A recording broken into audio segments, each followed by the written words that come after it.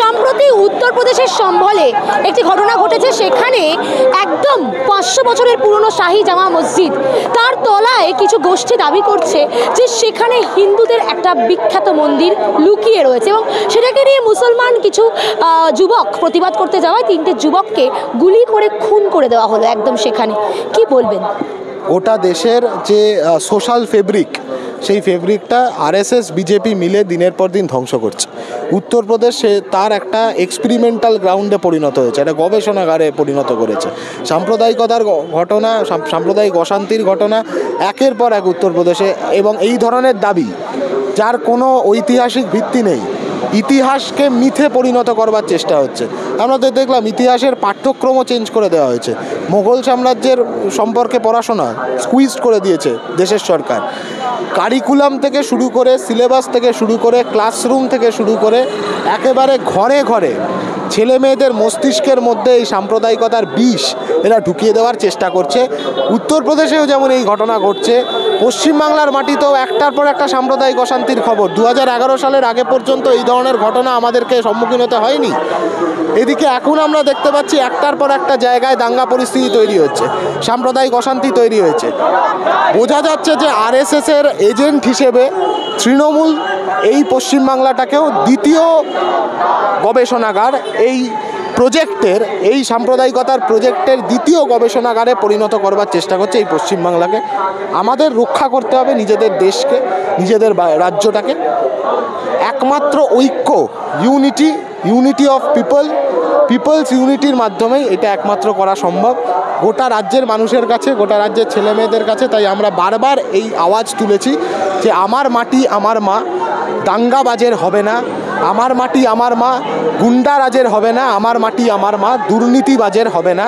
এই স্লোগানকে সামনে রেখে ক্যাম্পাসে ব্যাপক ঐক্য তৈরি করে সাম্প্রদায়িকতার যে কোনো বিষ বাষ্পকে রুখতে হবে জান দিয়ে। উপনির্বাচন তার একদম ফলাফলে আমরা দেখলাম আবারও 6-6 তৃণমূল। সেখানে শুভেন্দু অধিকারী বলছেন যে এই ভোটটা একটা বড় প্রভাব রয়েছে লক্ষ্মীর ভাণ্ডারে। কি বলবেন আপনারা? সেটা ওনার মনে হওয়া উনি বলেছেন। বাদবাকি যে পলিটিক্যাল ফোর্স যারা লড়াই করেছে এই উপনির্বাচনে, তারা তাদের মনে হওয়াগুলো বলবেন। 6-6 হোক কি 6-4 হোক কি 6-60 হোক, দুর্নীতিটা যে হচ্ছে এইটা রাজ্যের কোনো মানুষই এটা অস্বীকার করতে পারবে না। তৃণমূলও বাধ্য হচ্ছে এখন এই কথা বলছে যে দুর্নীতি হচ্ছে। তৃণমূলের ভেতর থেকে মানুষজন এই কথাগুলো এখন বলছে যে হ্যাঁ, ট্যাবের টাকা তো চুরি হয়েছে।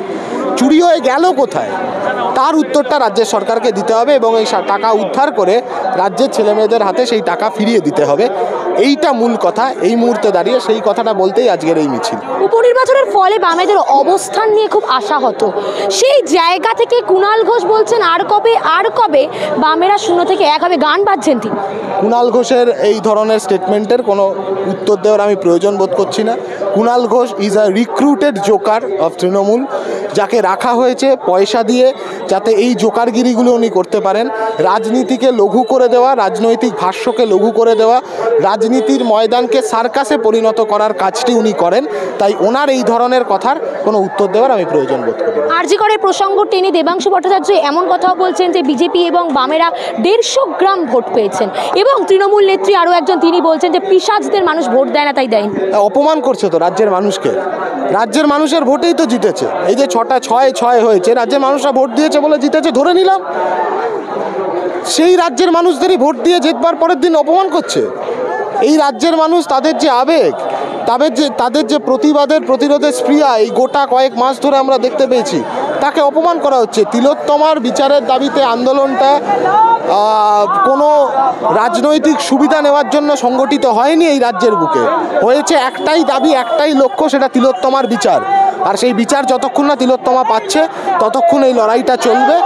দেবাংশু বা আরও যা অংবং চং যারা যা বলছে, এগুলো তারা বলছে তাদের জ্বালা থেকে, যে তারা যে ধর্ষকদের আড়াল করছে এটা রাজ্যের মানুষ বুঝে গেছে। সেই জ্বালা থেকে এই কথাগুলো বলে আন্দোলনের মোড়টাকে ঘুরিয়ে দেওয়ার চেষ্টা করছে। 26-এর ভোট আসছে সামনে, বামেরা কিভাবে দেখছে নিজেদেরকে? ফিরতে পারবে? আবার কামব্যাক করা সম্ভব? দুর্নীতির বিরুদ্ধে গোটা রাজ্যের মানুষ ঐক্যবদ্ধ হচ্ছে।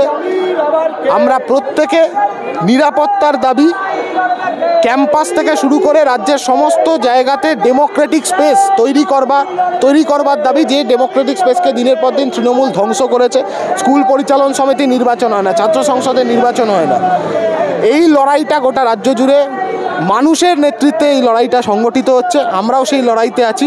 এই লড়াইটাই আগামী দিনে এই পশ্চিমবাংলার মাটিতে বাম আন্দোলনকে নির্ণায়ক ভূমিকার জায়গায় নিয়ে যাবে।